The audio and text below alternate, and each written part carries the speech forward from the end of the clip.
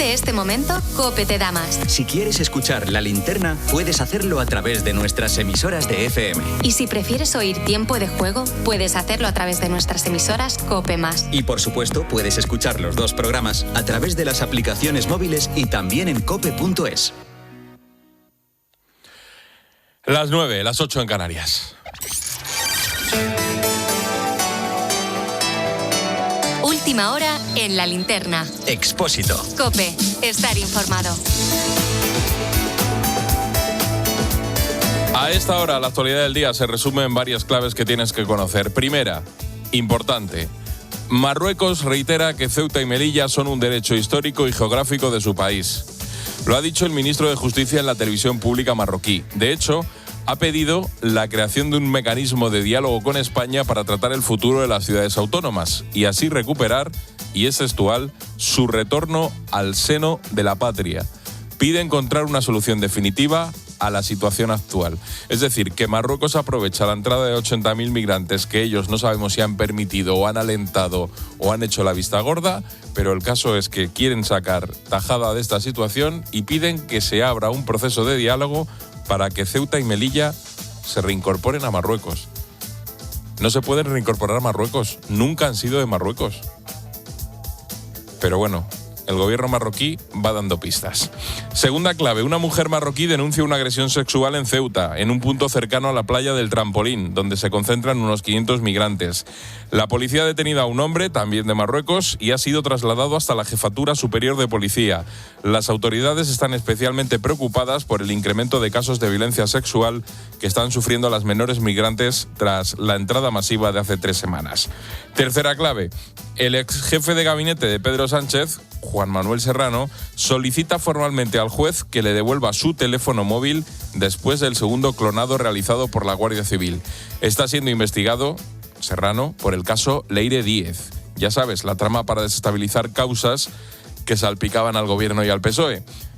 El magistrado Santiago Pedraz, de la Audiencia Nacional, ordenó que se volviese a realizar la copia porque la primera diligencia no se había realizado en presencia del abogado de Serrano. Y cuarta clave. Hace un rato ha quedado estabilizado el incendio de Pinofranqueado en Cáceres. Todos los vecinos ya han podido volver a sus casas. Mientras tanto, los vecinos de Gàtova, en Valencia, han sido desalojados por el incendio de Segorbe.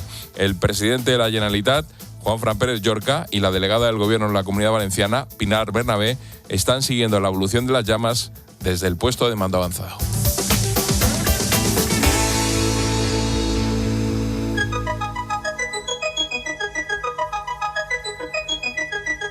La Linterna. Expósito. COPE.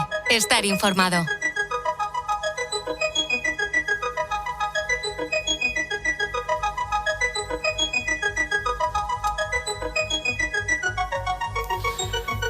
Hay gestos que hacemos tantas veces que, bueno, prácticamente han dejado de ser conscientes. Sacamos el teléfono del bolsillo mientras esperamos un ascensor, lo desbloqueamos cuando quedan 30 segundos para que llegue el metro, miramos redes sociales mientras vemos la televisión, bajamos el dedo por la pantalla una vez, y otra, no buscamos nada, simplemente vamos pasando la pantalla, vamos bajando. Detrás de ese gesto aparentemente insignificante, existe una industria gigantesca que lleva años intentando conseguir algo muy sencillo, que tardemos un poco más en levantar la vista de la pantalla. Durante mucho tiempo hemos hablado de las redes sociales, preguntándonos qué contenido había dentro de ellas, si eran peligrosos determinados vídeos, si había discursos de odio, pornografía, violencia, desinformación. Ahora la discusión ha tomado otra derivada. La pregunta ya no es solamente qué vemos, sino por qué resulta tan difícil dejar de verlo. Piénsalo. El scroll infinito, que así se llama eso de ir bajando la pantalla, no apareció por casualidad. Tampoco la reproducción automática del siguiente vídeo, las notificaciones, los contadores de seguidores, los me gusta o ese algoritmo que a menudo nos conoce mejor que nosotros mismos. Todo esto es lo que se conoce en el argot como decisiones de diseño. Y esta semana una de las compañías más poderosas del mundo ha tenido que empezar a explicar esas decisiones ante un tribunal.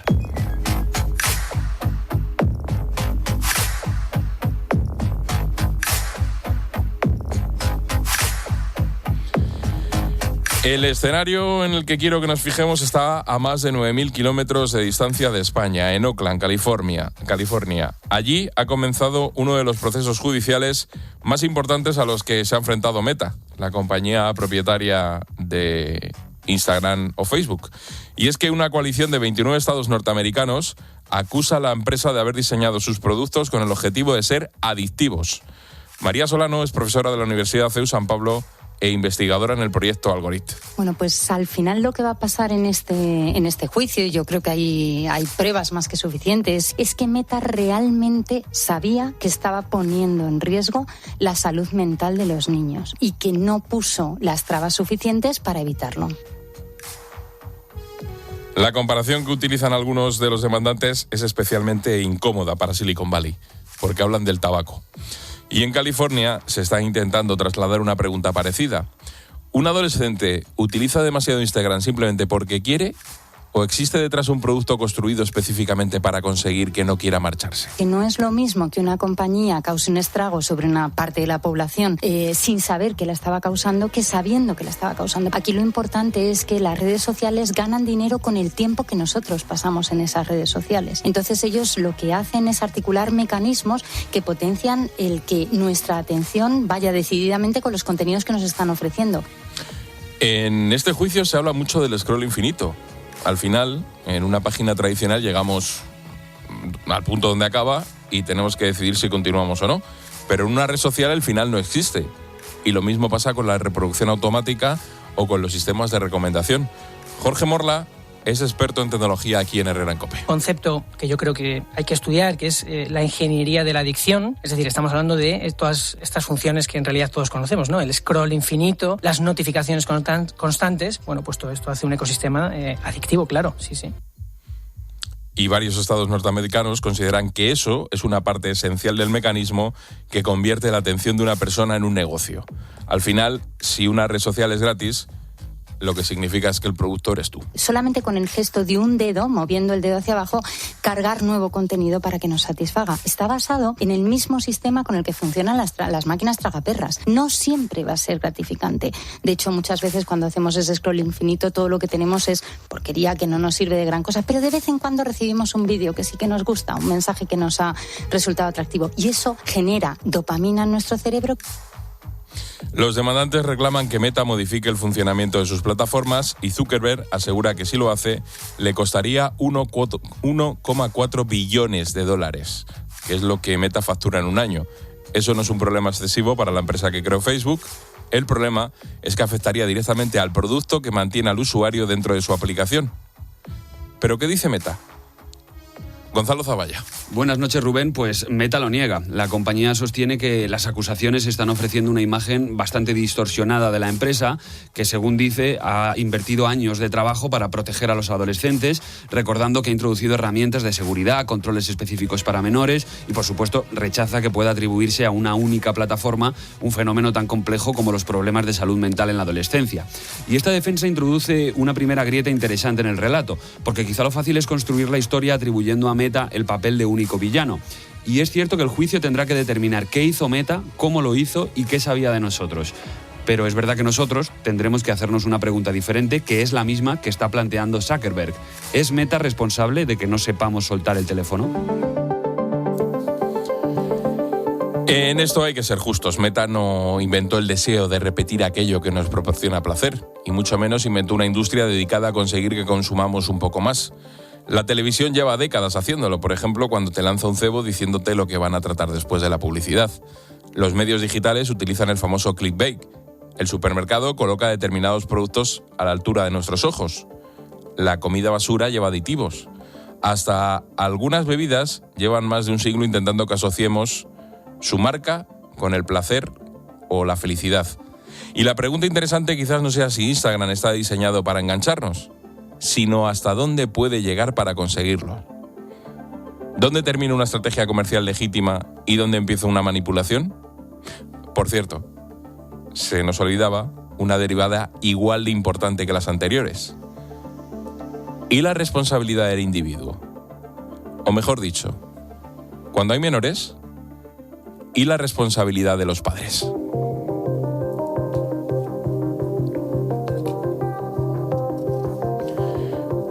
Podemos exigir a Instagram que no utilice determinadas técnicas para retener a un menor. Podemos exigir mejores controles parentales, límites nocturnos o verificaciones de edad. Pero alguien tiene que decidir cuánto y cómo recibe ese niño su primer teléfono. ¿Cuánto tiempo puede utilizarlo? Si duerme con él en la habitación. Piensa, por ejemplo, en un casino. Si un niño entra y se pone a jugar en una máquina, ¿echaríamos la culpa a los padres? Claro. Pero también señalaremos al casino por dejarle entrar. Pues aquí pasa algo parecido. Borja Atsuara es experto en Derecho Digital. Borja, ¿qué tal? Buenas noches. Buenas noches. Lo primero, pregunta directa. ¿Cómo ves este caso? Pues veo que Meta está peleando en contra, ¿no? Porque hay una oleada que exige a las plataformas digitales una responsabilidad que sin duda tienen, porque pueden hacer más de lo que hacen, pero me parece que somos muy dados a buscar chivos expiatorios cuando yo tengo muy claro que la responsabilidad no es exclusiva de las plataformas. Hay una cadena de responsables que empiezan por los propios padres, que son los que regalan los dispositivos a los menores de edad y que deben vigilar el buen uso que hagan de ellos para que no se enganchen, por ejemplo, pues a las redes sociales ni permanezcan más tiempo del conveniente. Ahora hablamos de los menores y de los padres, pero antes, cuando el tabaco se anunciaba en televisión, si te acuerdas, lo que se vendía era una imagen positiva, una imagen que al espectador le gustaba y le enganchaba. Claro, ¿estamos ante una especie de caso tabaco de las tecnológicas? Sí, ya lo han comparado muchos expertos, porque incluso en los primeros momentos de los anuncios de cigarrillos en Estados Unidos se decía que era saludable el tabaco, ¿no? Y entonces aquí, con Meta, con las redes sociales en general, porque no solo es Meta, sino las otras redes sociales, no solo se les acusa de tener un diseño adictivo, como podían tener los componentes adictivos el tabaco, la nicotina, ¿no? Sino que encima se les acusa de haber engañado, diciendo a los usuarios y a los padres que no había ningún peligro. Y luego resulta, como en el tabaco, que sí, que se fue demostrando años después que había un perjuicio para la salud, tanto física como ahora mental. Vamos a centrarnos en los menores, Borja. ¿Hasta dónde llega jurídicamente la responsabilidad de Meta y dónde empieza la de los padres?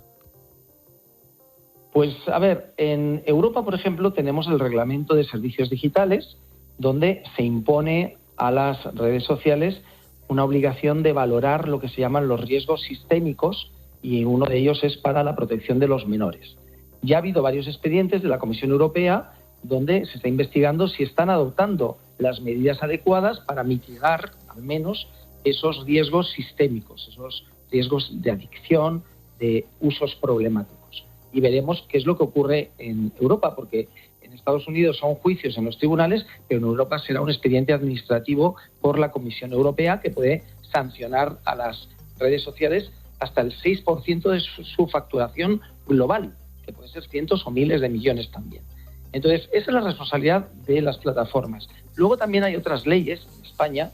Ahora, por ejemplo, se está regulando en el Congreso de los Diputados, se está tramitando la Ley Orgánica de Protección de los Menores en los Entornos Digitales, donde se impone otra serie de obligaciones a las plataformas, o en la Ley General de Comunicación Audiovisual, también para el etiquetado de contenidos, ahora digitales, en las plataformas digitales de intercambio de vídeos, y que tienen que cumplir las plataformas. Pero una cosa es que tienen esas obligaciones y que sin duda pueden hacer más de lo que hacen, es de lo que se quejan los padres, y otra cosa es que los padres exijan al Estado que apruebe leyes y castigue a las plataformas para prohibir el uso a sus hijos de los móviles que ellos mismos les han regalado. Y entonces dices, hombre, pues aquí es verdad que las plataformas tecnológicas tienen su responsabilidad, el Estado tiene su responsabilidad al legislar, pero también tendrán alguna responsabilidad los padres, que son los que les regalan los dispositivos a sus hijos menores de edad. Y una cuestión, a ver si se me entiende bien. Cuando hablamos de abandono de menores, siempre estamos hablando de centrados en el plano físico, ¿no? De alguien que deja a un menor en un coche encerrado, que le deja... Pero, ¿puede haber abandono de menores a nivel digital? ¿Me entiendes? Sí, lo vengo diciendo desde hace meses. donde la gente dice, hombre, no, es exagerado. Hombre, lo que está en el Código Penal son los casos más graves, no estoy pensando en cualquier padre, ¿no? Pero igual que vemos en las noticias a padres que les llevan a comisaría porque se fueron de juerga una noche y dejaron a los niños solos en el piso y unos se pusieron a llorar y llamaron los vecinos a la policía, bueno, y al final tuvieron que ir a comisaría, no pensamos quizás que un menor en redes sociales puede tener más peligros que incluso en una noche en el piso a solas, porque pueden estar expuestos, ¿no?, al embaucamiento por parte de pederastas, ¿no?, que quieren engañarle para que les manden material sexual explícito o incluso quedar con ellos, etcétera. Entonces, yo creo que desde el Código Civil, que impone a todos los padres la obligación de vigilar a sus hijos menores de edad, hasta el delito de abandono de menores, se aplica tanto en el entorno físico como en el entorno digital. Y a mí no me sorprendería nada que en los casos más graves algún juez dijera a los padres que han cometido un delito de abandono de menor en el entorno digital e incluso les retiren la custodia. Cuando hablamos de la responsabilidad del uso problemático de las redes entre los menores, hay 4 actores: plataformas, gobiernos, padres y usuarios. ¿Quién crees que tiene hoy la mayor responsabilidad?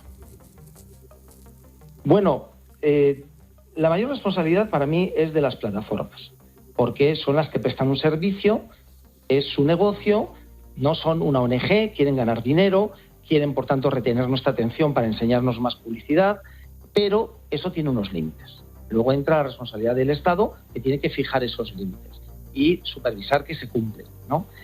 Pero, insisto, todo el mundo está de acuerdo en que previo a todo esto es la educación. Es decir, al final son los padres los que regalan los dispositivos conectados a Internet a los hijos y muchas veces vemos escenas en restaurantes donde a un niño muy pequeño se le da un móvil para que esté callado, simplemente para que no dé la lata. Y si le quitas el móvil, empieza ya a enrabietarse y solo se calma si le vuelves a dar el móvil. Pues estamos creando nosotros mismos la adicción de nuestros hijos. En Nuevo México, que fue el juicio anterior al que se está iniciando ahora en California, era el caso de una chica que acusaba a las plataformas de su adicción a las redes sociales desde los 7 años. Y yo me pregunto, ¿y qué hacía una niña de 7 años enganchada a las redes sociales? ¿Dónde estaban sus padres? Mirando 5 o 10 años hacia adelante, Borja, ¿crees que vamos a recordar esto del scroll infinito o los algoritmos como hoy recordamos otras prácticas comerciales que durante años fueron normales y que después decidimos que no eran aceptables?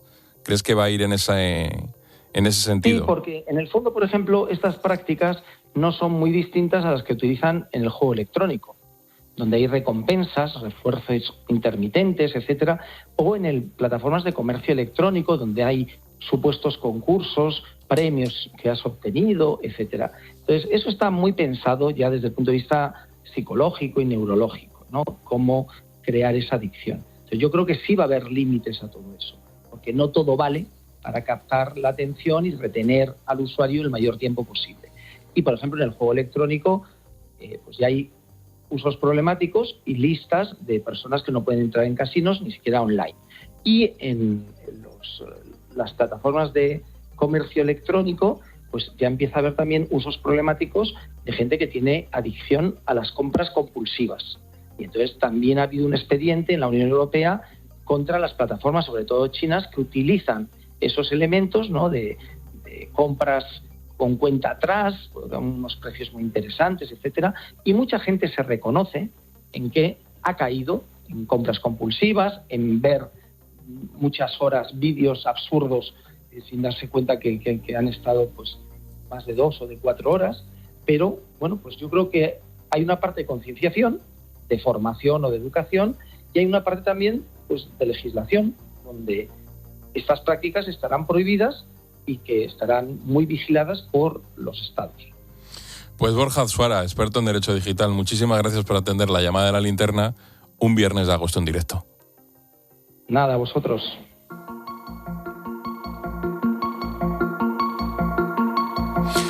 Vamos a mirar a Francia, por ejemplo. Y ahí vemos que Emmanuel Macron lleva tiempo intentando convertir el país en uno de los lugares más restrictivos de Europa con las redes sociales para los menores.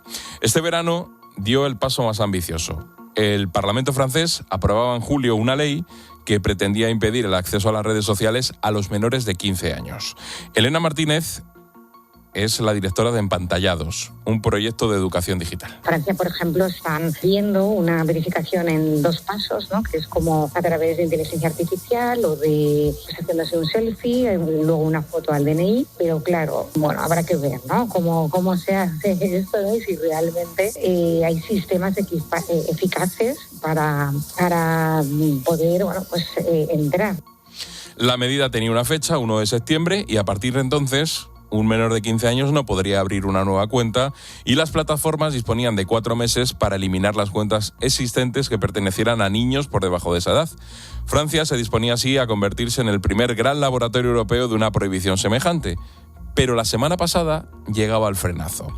El Consejo Constitucional francés anuló la norma, no porque negara que existe un problema, sino porque lo que esgrimía es que una prohibición general resultaba desproporcionada y podía vulnerar la libertad de expresión y la comunicación de los menores. Los magistrados señalaron además uno de los grandes dilemas que aparece cada vez que un gobierno intenta establecer una edad mínima en Internet. ¿Cómo demostramos nuestra edad sin entregar todavía más información personal? Macron, sin embargo, no ha renunciado. Lo que ha hecho ha sido encargar un estudio para reformular la legislación y que encaje en el marco constitucional y europeo. Pretende recuperar esa norma con un nuevo texto antes de la primavera de 2027. Eso en Francia. Pero España se encuentra exactamente dentro del mismo debate. Hay bastante consenso social respecto a la prohibición de las redes sociales para los menores. Y que es verdad que hay evidencias de cómo afecta también el abuso de las redes o determinados contenidos les afecta a la salud mental de los menores, ¿no? El gobierno ha planteado elevar hasta los 16 años la edad mínima para acceder a redes sociales y reforzar mecanismos de comprobación de edad. Pero aquí volvemos al mismo problema que acaba de encontrarse Francia. Poner una edad en una ley es relativamente sencillo. Comprobarla en millones de teléfonos, sin construir un gigantesco sistema de identificación digital, es mucho más complicado.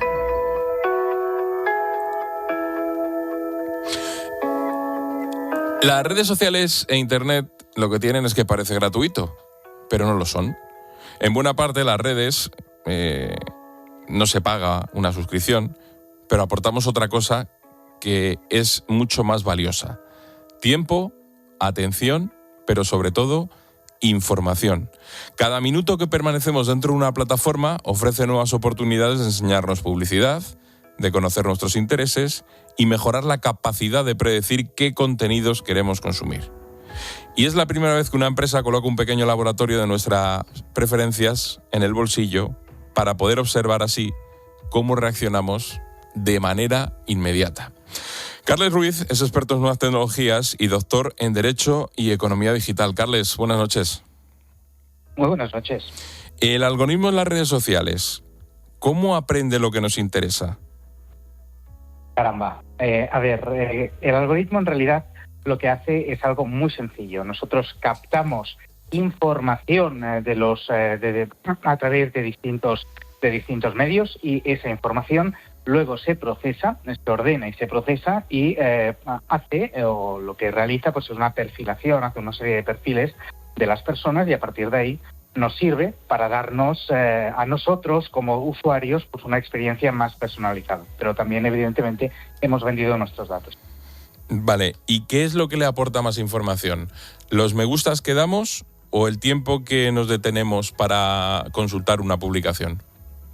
Es todo. Es tanto el tiempo, por ejemplo, que lo que hace es que permite que el algoritmo entienda que nosotros disfrutamos de ese contenido y por tanto nos van a mostrar contenido similar, como también evidentemente los me gustas, que además tienen unas repercusiones cada vez más importantes también en el ámbito legal. Al dar un me gusta también implica estar de acuerdo con una determinada posición y eso ya hay sentencias que lo han vinculado pues a condenas por enaltecimiento del terrorismo y otros elementos. Esto del algoritmo es como dice mucha gente, me puse un día a ver vídeos de cocina y ahora solo me salen vídeos de cocina, ¿no? Eso es básicamente. Totalmente. Tú construyes tu algoritmo, dicen, realmente no es tan así. Las redes sociales, evidentemente las plataformas lanzan los contenidos que consideran que son más adecuados para que nosotros veamos y aquellos que no los rankean. Es decir, los pasan los últimos en lo que serían las historias que vemos y por tanto no los acabamos viendo nunca, pero sí es verdad que vamos configurando nuestro algoritmo de modo que cada vez nos vemos un contenido mucho más especializado y por tanto nos enganchamos más a ese contenido porque es el cual estamos buscando. Y el uso que hacemos de las redes sociales, por ejemplo, puede detectar si estamos tristes, si estás enfadado, si estás enamorado, si estás contento. O sea, en función de lo que veas, ¿puedes saber cuál es tu estado? A día de hoy podríamos saber todo, absolutamente todo. Yo como profesor de Derecho Digital hay una de las sesiones que les hago un perfil a los alumnos solo con lo que tienen colgado en redes de forma pública y podemos saber incluso en algunos casos hasta cómo es la casa, cómo son los gustos de la persona, cuál es el tipo de relación que busca, etcétera. Todo con lo que vamos colgando en la red. Imaginemos con aquello que no vemos o que no colgamos, sino que simplemente con lo que vamos dejando, esas miguitas, esas huellas digitales que con un buen algoritmo se puede trazar un perfil correcto de la persona. ¿En cada una de las redes sociales el algoritmo funciona igual? ¿Funciona igual en todas o cada una tiene una especificidad? Bueno, los algoritmos son parecidos. Evidentemente, los algoritmos también están sujetos a propiedad intelectual y, por tanto, no se pueden copiar así como así, pero al final funcionan del mismo modo y lo que vienen a hacer es buscar a través de determinados elementos que nosotros, inputs que nosotros le damos, es decir, desde el tiempo que pasamos hasta las páginas que nos gustan, las preferencias que marcamos, etcétera, nos dan a través de eso una serie de contenidos que son más aceptables o más vinculados a esas experiencias que nosotros tenemos. O sea, que da igual que estés utilizando Instagram, TikTok o Twitter. Esto funciona igual. No, sí, porque además las grandes compañías acaban perteneciendo, es un oligopolio, todo pertenece a unas matrices y esas matrices utilizan los mismos algoritmos. Es muy difícil escapar a día de hoy de ello. Incluso los países a día de hoy, pues a través de la inteligencia artificial, están creando organismos especializados para el control de esos algoritmos y también de la analítica de datos que se hace con ellos, sea, por ejemplo, la agencia española AESIA o la Agencia de Inteligencia del Dato andorrana, por ejemplo. ¿Y pueden relacionar nuestra actividad con la de otras personas? Es decir, por ejemplo, saber que hemos estado con alguien porque nuestros teléfonos han coincidido en un mismo lugar. ¿Eso se puede saber? Se puede saber siempre y cuando autoricemos los determinados permisos. Entonces ahí hay que ir con mucho cuidado con las aplicaciones que nos descargamos. Por ejemplo, hay una aplicación muy conocida de navegación que permite que se vean los otros usuarios donde están circulando. Eso también da brechas de seguridad, puede dar brechas. También, evidentemente, la compartición de posts en los cuales vinculamos con otras personas, etcétera. Todo eso hace que vayamos dejando esa huella digital que permite identificar y, sobre todo, rastrear incluso en determinadas ocasiones. Y por aportar soluciones, ¿qué 3 cambios concretos puedes hacer en el móvil para reducir el seguimiento y evitar que las redes decidan tanto por nosotros? ¿Qué tenemos en nuestra mano? Sí, 3 cambios. El primero de ellos es la localización del móvil, tenerla activada solo cuando nos interesa. Segundo, revisar las políticas de privacidad de las aplicaciones que utilizamos. Y tercero, y sobre todo, no colgar constantemente donde estamos, sea en Instagram, sea en otras plataformas, porque eso ayuda a poder trazar no solo perfiles, sino también las propias costumbres de las personas y nos hace más vulnerables a ladrones o otros delincuentes. Al comienzo de esta charla te hacía una pregunta que era inabarcable, que es el algoritmo que cómo aprende lo que nos interesa. Pues para finalizar te voy a hacer otra que no sé si tiene una respuesta fácil. ¿Nosotros utilizamos las redes o las redes nos utilizan a nosotros? Hemos creado un monstruo. Las redes al principio servían a las personas, a día de hoy parece que los usuarios cada vez más sirven a las redes. La inteligencia artificial de las nuevas tecnologías lo que está haciendo es avanzar hacia esa nueva concepción en la cual hemos deshumanizado esas redes y nos hemos convertido en productos de las mismas. Recordemos que cuando no pagamos un servicio es porque nosotros somos el producto. Y a día de hoy, muchas veces, cuando utilizamos las plataformas digitales, estamos regalando nuestra vida, estamos regalando nuestro tiempo, estamos regalando nuestros datos para el fortalecimiento de las grandes compañías internacionales. Claro, y nos hemos centrado sobre todo en la cuestión comercial, pero no nos podemos olvidar que esto también afecta a cosas tan importantes como la intención de voto, ¿no? El hecho de la información que tú recibas tenga un sesgo determinado puede acabar afectando en esto. La manipulación es real.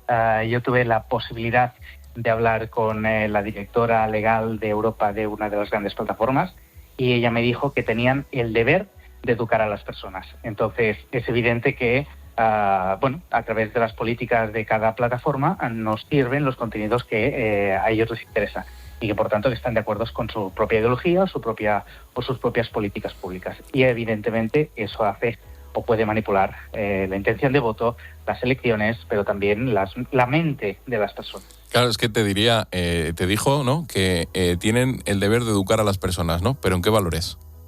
Esa es otra respuesta, ¿no? Este es el gran tema, ¿no? Entonces, cuando tú denuncias un contenido, por ejemplo, en Instagram o en Facebook, se va a un comité de ética, pero un comité de ética que está formado por personas que están pagadas por Meta. Luego, evidentemente, el juzgador va a ser juzgado por sí mismo. Esta es la cuestión, ¿no? Entonces, todo es muy complejo. Al final es tan sencillo como que hay una serie de políticas, una serie de, principios ideológicos que se han fijado dentro del entorno tecnológico que se trasladan a la publicación de esos contenidos. Y, por tanto, los contenidos que no interesa ver, esos contenidos se disrankean. El disranking es un método establecido por parte de ellos, que ellos atribuyen pues una calificación a las publicaciones que nosotros hacemos y, por tanto, las que son acordes al tenor de lo que ellos buscan como políticas públicas, pues las ves las primeras y las otras nunca las verás. De modo que es posible manipular, evidentemente, la mente de las personas, pero también la ideología y la opinión política de países enteros. Pues Carles Ruiz, experto en nuevas tecnologías y doctor en Derecho y Economía Digital, muchísimas gracias por la charla. Ha sido muy enriquecedora. Un placer. Hasta pronto.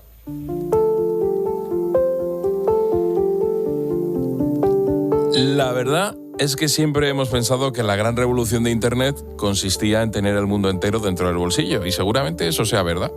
Pero nunca nos paramos a pensar en lo que aquellas herramientas aprendían de nosotros. Ahora un tribunal de California intenta decidir qué responsabilidad tiene Meta por haber construido esas herramientas. Bruselas intenta establecer qué mecanismos deberían estar permitidos. Francia intenta decidir a qué edad debemos empezar a utilizarlas. Pero queda una última responsabilidad, y es la nuestra. Quizá la pregunta no sea solamente por qué Instagram consigue que nos quedemos. También tendremos que preguntarnos por qué nosotros seguimos decidiendo quedarnos.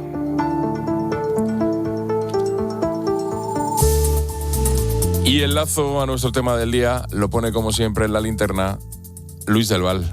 Luis, buenas noches. Hola, Rubén Corral, buenas noches.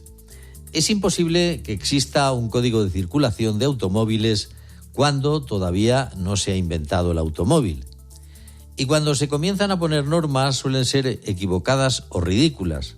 Por ejemplo, al aparecer los primeros automóviles en Inglaterra, era obligatorio que entre 500 metros y 1 kilómetro, por delante del automóvil, fuera un jinete montado sobre un caballo con una especie de bandera anunciando que detrás venía un peligroso automóvil a 15 o 20 kilómetros por hora. Y eso sin exagerar. Imagínense cómo sería hoy una autopista inglesa con un caballo por cada automóvil delante y todos a 15 o 20 kilómetros por hora. El mundo digital acaba de aparecer como aquel que dice, y todavía estamos en las escuelas preparatorias de lo que será la inteligencia artificial. Algunos abuelos de hoy, auténticos dinosaurios analógicos, les piden a sus nietos que todavía están en educación primaria, que les enseñen algunas aplicaciones del móvil y los nietos enseñan a los abuelos. Que el dueño de Meta no tenga ningún escrúpulo en manipular a los menores lo doy por descontado. Tampoco tienen escrúpulos en manipular a los menores la publicidad de helados, comidas preparadas, viajes turísticos, productos de juguetería y un largo etcétera. ¿Vamos a querellarnos con las agencias publicitarias y sus clientes? Cuando a un niño le insinúan que si su padre no le lleva a un zoo o un safari es porque su padre es un ignorante, ¿nos tenemos que querellar? Ponerle puertas a Internet es como intentar vallar el campo, valles y montes. Las prohibiciones pueden funcionar, pero en el universo digital es muy difícil. A mí el dueño de Meta me parece un sinvergüenza que comenzó robando la idea a unos amigos. Nunca fue condenado por eso, pero abonó muchos millones de dólares a esos antiguos amigos que le denunciaron para que los tribunales no le persiguieran. Y ya saben la progresión. Se comienza por el asesinato y se termina por no ir a misa los domingos, que decía Thomas de Kinsey. Creo que lo más útil es educar hijos responsables. Y eso se inicia por no regalarles un móvil cuando todavía son púberes. Por poner límites razonables. Por no permitir jamás que en una comida familiar se aíslen y saquen su móvil como si estuvieran en una sala de espera con unos desconocidos. La educación es responsabilidad de los padres. El Estado solo es responsable de su formación escolar, nada más. Y si a uno de los hombres más ricos del mundo le condenan por influir sobre menores, me alegraré. Pero la educación responsable es mucho más eficaz que las prohibiciones imposibles. Y si usted, en la comida de cumpleaños de uno de sus hijos, atiende su móvil al sonar, es una madre o un padre que no sabe educar con el ejemplo.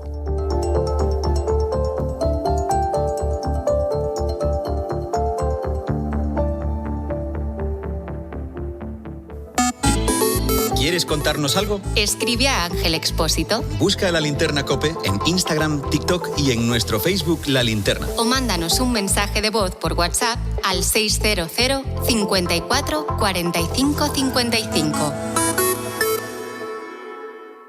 Hay mucho nivel sobre el terreno de juego en Ocasión Plus, David. Esto promete, Manu. Ya lo creo. Arranca la tasación. Comienza el tiki-taka. Esta es la jugada que puede decidirlo todo. Necesita una oferta ganadora. Buena compra, Manu. Va. 24 horas. ¿Con qué facilidad resolvió? Sin complicaciones. Ven a por más. Venga. Ocasión Plus.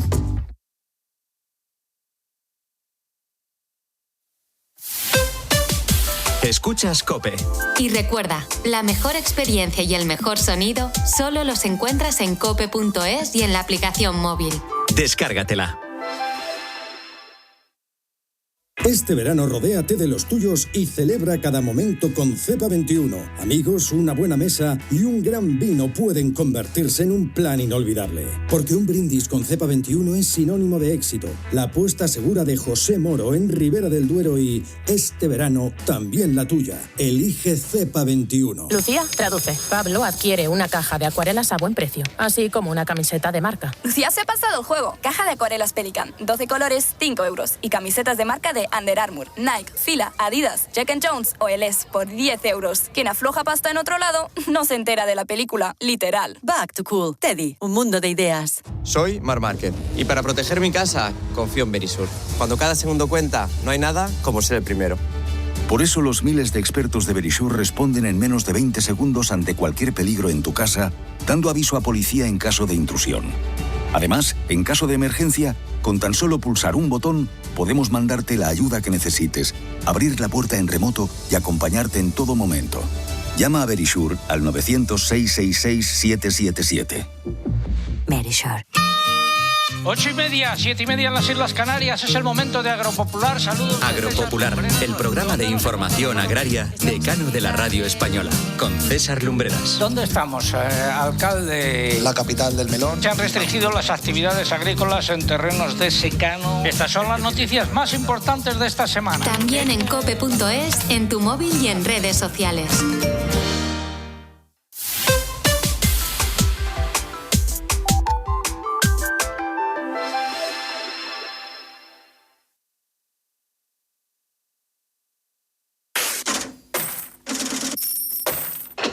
Expósito.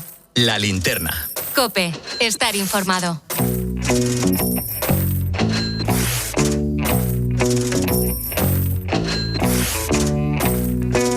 Entramos en clase de economía. Las pernoctaciones hoteleras volvieron a subir en julio, normal. Se situaron en casi 45 millones en total en el pasado mes, según los datos que ha publicado hoy el Instituto Nacional de Estadística. Iván Alonso, buenas noches. ¿Qué tal, Rubén? Buenas noches. Un avance, eso sí, algo leve si lo comparamos con julio del año pasado. Y todo gracias, fíjate, a los visitantes extranjeros. Sí, el turismo de fuera, que sigue tirando del sector del turismo, sobre todo el británico, el alemán, que son los que más nos visitan, los que más lo siguen haciendo. El turismo español sigue mostrando músculo. Santiago Carbo es catedrático de CUNEZ Universidad. Los datos de pernoctaciones de hoteleras en julio muestran la fortaleza del sector turístico español, que los viajeros internacionales han mostrado una mayor fortaleza que los nacionales, que se han reducido un poco, pero en general muy favorable para un sector turístico que ya sabemos que es una primera potencia en todo el mundo, ¿no? Y eso que hay que decir que los españoles, como decía el experto, hemos reducido un 1% las estancias durante el mes pasado, porque dormir nos está saliendo más caro. Donde más han subido los precios es en la Comunidad Valenciana, más de un 10% con respecto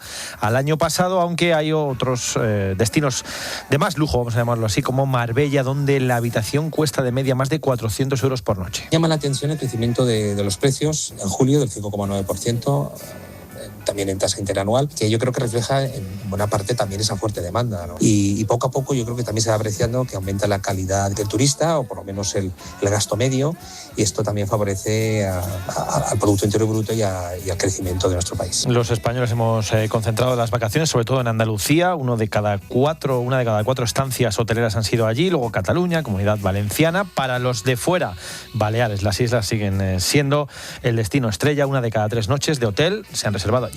A ver, sacamos la calculadora y tenemos que dar una mala noticia para aquellos que tengan una hipoteca variable. El Euribor ya está por encima del 3% y eso, Iván, pues encarece de nuevo las hipotecas para todos a los que le toque revisión. Sí, estamos mirando el índice diario, luego veremos cómo acaba la media del mes, pero ya apunta a que va a escalar por encima de ese 3% y es la primera vez que lo haría en los últimos 2 años. Desde septiembre de 2024 no se veían estas cifras con este nuevo repunte del principal índice de referencia de las hipotecas variables en España, un dato que consolida su trayectoria alcista. La mantiene ya durante todo el año 2026, se aleja cada vez más de los niveles que registró a comienzos de año, porque he estado mirando en enero y veía justo que el Euribor estaba en torno al 2,2%, estaba muy bajito, sí, y los mercados pues en ese momento contemplaban un escenario de estabilidad, incluso se preveían, hablábamos aquí, de bajadas en los tipos de interés. ¿Qué ha cambiado? La guerra en Oriente Próximo, porque ahora todo apunta, de hecho, a una subida en los tipos de interés por parte del Banco Central Europeo en la próxima reunión del mes de septiembre, y eso va a hacer que se encarezcan aún más las hipotecas. Con este Euribor ahora mismo, una de 150.000 euros a 25 años va a costar 65 euros más al mes, o lo que es lo mismo, casi 800 al año, si te toca revisar de forma anual. Pues fíjate, ya que hablamos de vivienda, 1 de cada 10 españoles que busca vivienda quiere hacerse con una casa en la playa o en la montaña. En un mercado inmobiliario cada vez más caro y competitivo, la segunda residencia sigue siendo un objetivo para muchos compradores, pero comprarla no implica siempre que sea una buena inversión. Para que los números salgan, hay que usarla al menos entre 45 y 60 días al año. Marcos Caras, buenas noches. Buenas noches. José Miguel tiene una segunda residencia en la zona de Levante. Bueno, yo me decanté por la compra de una segunda residencia también porque lo veía como una inversión. Un sitio donde invertir unos ahorros en una segunda residencia y que con el paso de los años me dieron la rentabilidad, ya que a lo mejor pues algún día la vendería y bueno, recuperaría el dinero, no más un interés. Lo hice también como inversión. A la hipoteca que tengas sobre esa residencia se suman gastos como el IBI, la comunidad de vecinos o reformas, como explica Leandro Escobar, profesor de ICADE. Lo que desde luego no aconsejaría es justificar la compra simplemente pensando en que el precio de la vivienda siempre sube. Primero porque sabemos que esto no es así y además hay una serie de gastos e impuestos tanto de compra como de venta que reducen y mucho la rentabilidad. Esos gastos hacen que mantener el inmueble cueste cada año entre un 1 y un 2% de su valor, pero es un mercado que sigue al alza. Más del 10% de toda la demanda de vivienda en España ya corresponde a segundas residencias.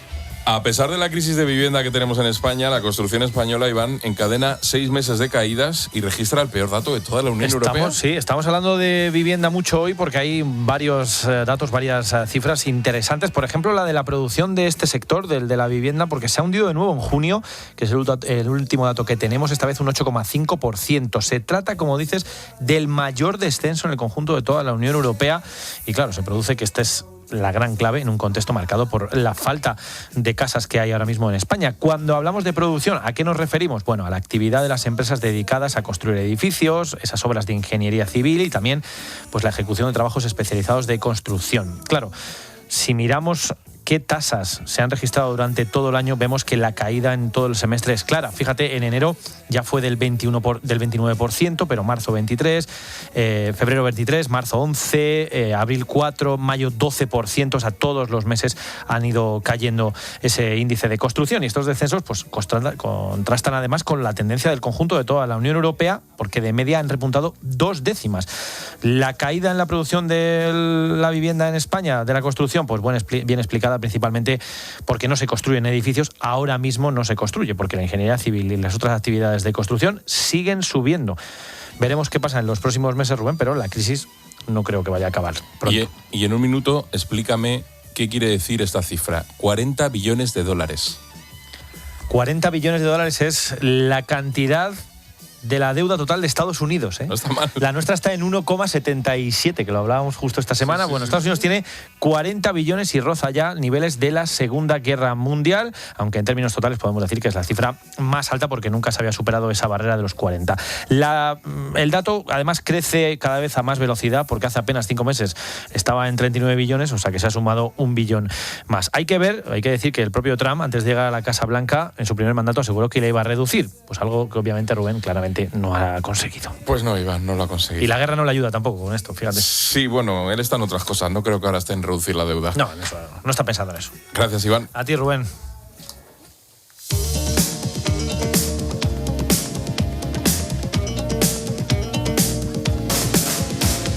Inteligencia artificial, metaverso, computación cuántica. Cada vez parece más difusa la barrera que separa la realidad de la ciencia ficción y es que no está claro qué va primero, si la imaginación o la innovación. Prueba de ello es lo que hemos vivido en los últimos 40 años y que hemos visto en el cine y en las novelas de ciencia ficción. Matrix, Terminator. ¿Quién influencia a quién? ¿Todo será realidad tarde o temprano? Hoy vamos a hacer un repaso por la innovación tecnológica de la mano de la ciencia ficción para responder a estas preguntas. Y lo vamos a hacer, como siempre, con Mario Yáñez. Mario, ¿qué tal? Buenas noches. ¿Qué hay, Rubén? Buenas noches. Estamos hablando de un género literario y cinematográfico encasillado en su carácter de entretenimiento y aventura únicamente. Eso lo dicen, pero yo creo que, fíjate, por ejemplo, por poner un caso, ¿no? La escritora Ursula K. Le Guin defendía una cosa que se llama el carácter proyectivo, es decir, la capacidad de predicción de la ciencia ficción sobre la vida real. Es decir, el avance acelerado en la investigación de nuevas áreas como la inteligencia artificial, por ejemplo, el aprendizaje automático, la robótica, yo creo que ha redoblado el interés en la ciencia ficción como género que permite muchas veces imaginar y explorar nuevos desarrollos tecnológicos o nuevos dilemas éticos o el impacto que va a tener la tecnología. Es un género que nos hizo soñar con la llegada a la Luna de Julio Verne o con coches que se conducen solos, con robots y con inteligencias no humanas, ¿no? ¿Y ahora hay colaboración entre la comunidad científica y el mundo de la ciencia ficción? Aquí en España decía Carmen Torras, que es una investigadora del CSIC, en el Instituto de Robótica e Informática Industrial, que la ciencia ficción no solo aporta una idea de innovación tecnológica concreta, sino que además ofrece un contexto, una base coherente de cómo este avance va a ser integrado en la sociedad y cómo nos va a impactar en la vida cotidiana de las personas. O sea que la respuesta es sí. De hecho, Torras defiende el uso de la ciencia ficción como método para aprender y la innovación en los campos de la robótica o de la inteligencia artificial, o sea, ver qué va a pasar y sobre todo para el desarrollo ético de estas tecnologías, que esto es una de las cosas que más en boga está. Cosa que yo personalmente comparto al 200% y que además creo que es una cuestión obligatoria viendo la que se nos viene encima con estos desarrollos, ¿no? Luego además hay algo curioso, que es que muchos escritores de ciencia ficción son también científicos. Claro, y esta yo creo que es una clave que mucha gente desconoce y por eso a lo mejor no se aprecia el género, ¿no? Por ejemplo, Isaac Asimov, el autor de Yo Robot, pues fue bioquímico y catedrático de la Universidad de Boston. Arthur C. Clarke, el que escribió la novela y luego se fue el guionista de la película de 2001, Una odisea en el espacio, estudió matemáticas y física en el King's College de Londres. Orson Scott Card, el autor del juego de Ender, otra película también, pues también era físico. Esto hace que sus novelas o sus películas estén basadas en principios técnicos y científicos reales y posibles, por lo tanto. Y al revés pasa lo mismo, que muchos directores de cine como James Cameron, el de Terminator, o Kubrick, pues han sido verdaderos visionarios de la tecnología, o sea, la conjugación ha sido muy buena. Y esto es un camino de ida y vuelta, porque la tecnología también ha influido en el mundo de la ciencia ficción, claro. Claro, sin duda. Yo creo que un caso claro es el cine, ¿no? Ya no solo por los argumentos o las ideas que inspiran los guiones o que inspiran las nuevas tecnologías, sino, por ejemplo, porque las tecnologías que se pueden utilizar hoy para crear efectos especiales son impresionantes. O sea, ya no hace falta los cromas, los dibujos o los escenarios maquetados o pintados o hechos a escala 1:1 de verdad, ¿no? Se puede recrear cualquier cosa con sistemas informáticos basados, por supuesto, ahora en inteligencia artificial y además cuyos resultados ahora son casi perfectos. De hecho, no hace mucho hemos visto la última película de Indiana Jones de Harrison Ford, un Harrison Ford de mediana edad, que prácticamente esos 10-15 minutos del principio es casi indistinguible de la persona real, ¿no? Vamos a hacer un repaso por la historia de ambos mundos, a ver quién ha superado a quién. ¿Por dónde quieres que empecemos?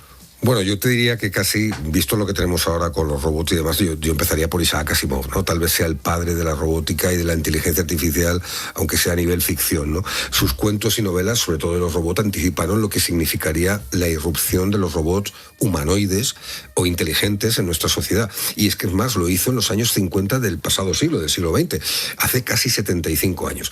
Y además, ahora que hablamos tanto de la ética y los controles morales a aplicar, los guardarraíles de la inteligencia artificial, pues yo creo que nos dio una respuesta muy interesante. Se inventó una cosa que llamaba las 3 leyes de la robótica, que además recomiendo a la gente que las busque en internet o que se las lea y vea cómo son de una tremenda aplicación real hoy en día para controlar a estos bichos artificiales, ¿no? Si seguimos en este viaje, tenemos que detenernos evidentemente en lo que es un hito, que es 2001, Odisea en el espacio. Estamos hablando del año 1968.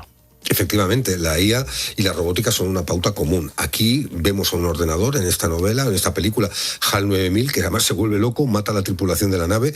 Y ahora cuando oímos hablar de que ChatGPT tiene alucinaciones o que tiene problemas de tal, pues yo creo que vemos aquí, con muchos años de antelación, anticipado este tipo de problemas, ¿no? Y en los años 80... yo creo que una de las películas que revolucionó la ciencia ficción y que revolucionó también la forma de entender el cine a partir de ese momento, que fue Terminator, ¿no, Mario? Sí, y bueno, yo creo que ahora todo lo que sale en esa película, aparte que es un poco tremendista y va contra nosotros, pero ahí los drones que salen, la ciberguerra, el uso de la inteligencia artificial en temas de defensa, y es que lo seguimos viendo también. Esta es una pauta que hemos visto en más elementos, ¿no? Por ejemplo, en Juegos de Guerra, una película de John Badham de 1983, en la que un superordenador está a punto de desencadenar una guerra nuclear, o en esta misma Terminator que comentaba, ¿no? Donde James Cameron, eso que ya ha pasado de las máquinas, pues se convierten en el peor enemigo del hombre. Y este mismo problema lo vamos a ver unos años después en Matrix, de 1999. Probablemente, a mi gusto, la mejor serie de películas de ciencia ficción sobre este tema, que nos traen además un nuevo concepto, la realidad virtual y lo que ahora llamamos el metaverso, ¿no? Pero cuando hemos visto en el cine reflejado la ciencia ficción, no todo tiene visiones negativas. Efectivamente, a veces son reflexiones complicadas, ¿no? Pero bueno, si volvemos atrás a 1982, en Blade Runner, por ejemplo, de Ridley Scott, que está basada en un cuento de Philip K. Dick, se nos plantean los dilemas éticos de crear seres artificiales inteligentes, inteligencias artificiales con cuerpo humano, y usarlos como esclavos o cómo convivir con ellos, ¿no? Y este tipo de debates son los que tenemos hoy en día alrededor de la inteligencia artificial. Estamos creando esclavos, tienen sentimientos, tienen derechos, nos eliminarán cuando tomen conciencia de sí mismos y se harán dueños porque dirán que son más inteligentes inteligentes o considerarse superiores como pasa en Terminator o en Matrix? Bueno, ahí se abre un debate interesante.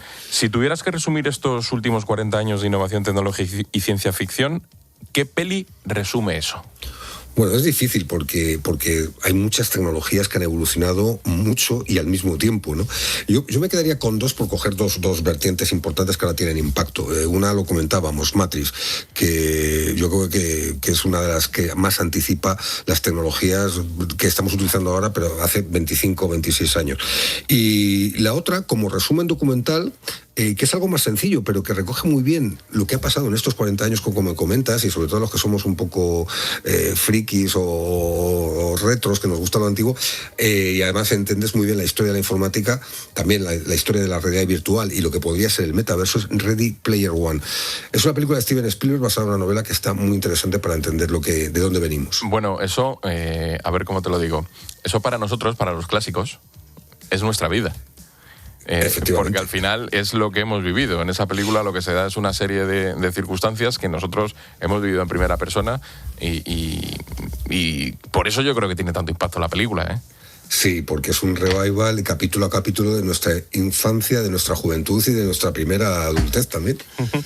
Y mirando hacia el futuro, ¿qué ves? ¿Qué crees que puede ocurrir? Bueno, fíjate si tiene relación este mundo el uno con el otro, que al final, en la segunda mitad del siglo XX, la ciencia ficción se desarrollaba sobre todo en Estados Unidos porque era donde estaba la cuna de la tecnología. Creo que ahora mismo eso se está moviendo hacia China, que es donde hay muchísima innovación. Y creo que el mejor exponente son las novelas de un escritor e ingeniero informático chino que se llama Cixin Liu. Ha creado una trilogía que se llama El problema de los tres cuerpos, que nos plantea otros retos tecnológicos de la inteligencia artificial del futuro, de la computación cuántica, incluso de los viajes interestelares, ¿no? Pero también, más cercano, yo creo que tenemos series como Black Mirror, que ha tenido mucho impacto, que nos han hecho reflexionar a veces de una forma muy dura sobre el impacto de la innovación tecnológica en la sociedad y en las personas. Yo creo que lo primero que debemos pensar es que muchas de las cosas que hemos anticipado ya han ocurrido o están ocurriendo, y eso es una realidad. Y debemos trabajar, yo creo que la moraleja es para que se hagan realidad las cosas buenas que vemos en esas novelas, no las malas, lo que decía antes Carmen Torra de que tenemos que impactar, no las malas que ya hemos visto, sino las cosas buenas y que por ahora, que solo sean en el cine, pues se pueden convertir en realidad, ¿no? Pues Tecnología en la Linterna, de la mano de Mario Yáñez. Mario, como siempre, muchas gracias. Buenas noches, Rubén, gracias.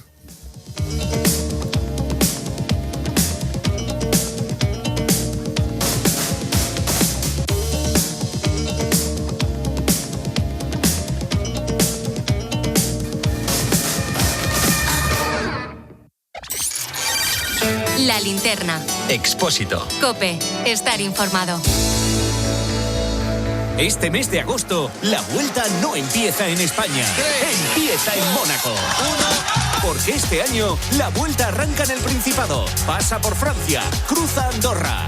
Y en COPE la seguimos desde el primer minuto. ¡Qué espectáculo! Con Quique Iglesias, Óscar Pereiro, Luis Pasamontes, Joan Prats y Alberto Arau.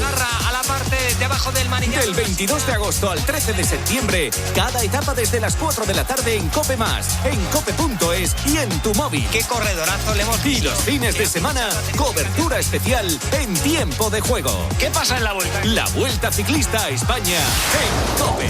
Fosprin Plus, de Soria Natural, patrocinan la clasificación general de la Vuelta Ciclista a España.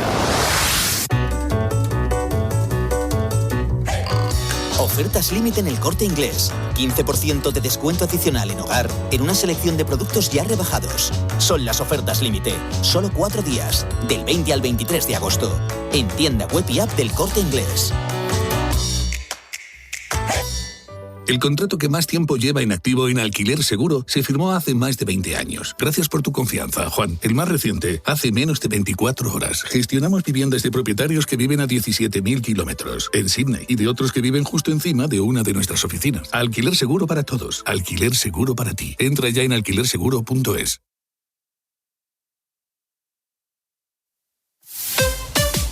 Escuchas La Linterna. Y recuerda, la mejor experiencia y el mejor sonido solo los encuentras en cope.es y en la aplicación móvil.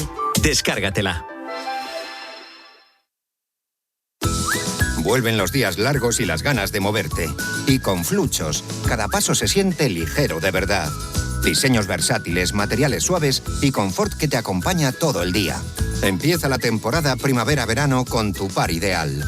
Fluchos, comodidad absoluta. A la venta en las mejores tiendas. Si entras en cope.es tienes la radio en directo, contenidos exclusivos y todos los programas de COPE para escucharlos cuando quieras. Hola, buenos días, Alberto. Muy buenas, Silvia, mucho gusto. Qué gana tenía de hablar contigo, hijo. Uy, yo con usted, Silvia, por Dios, madre. Entra ya en cope.es.